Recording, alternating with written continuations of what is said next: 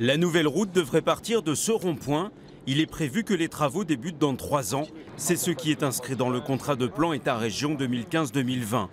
67 millions d'euros sont consacrés à la RN 147 pour 6,5 km de 2 fois 2 voies au départ de Couzex et un créneau de dépassement de 2 km au sud de Bellac. On a donc programmé la réalisation d'une toute petite partie de la mise en 2 fois 2 voies entre Limoges et Poitiers. Alors qu'est-il prévu pour le reste ?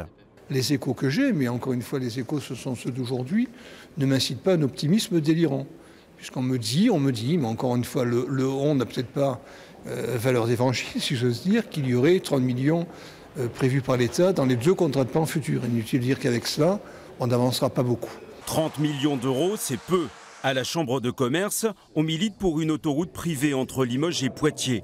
Du côté du mouvement En Marche d'Emmanuel Macron, on entend cette proposition d'une bonne oreille. Je ne vous cache pas que c'est aussi pour ça que j'avais dit que si au départ j'avais pu être réservée sur l'autoroute concédée, c'était un projet que je soutenais aujourd'hui absolument et entièrement. L'autoroute, les élus y ont cru fermement entre 2002 et 2012, avant de comprendre qu'il s'agissait d'une chimère. Alors Marie-Françoise Peyrolle-Dumont s'adresse directement à la députée que l'on vient d'entendre. Il faudrait peut-être d'abord savoir de quoi l'on parle.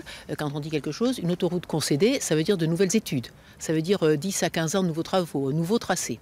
Une autoroute concédée, une nouvelle autoroute, elle part d'une autoroute et elle arrive sur une autoroute. Donc je voudrais que cette dame nous dise de quelle autoroute va partir cette route et sur quelle autoroute elle va arriver. Autant dire que l'on risque de parler de la RN 147 et de ses accidents à répétition pendant encore de nombreuses années.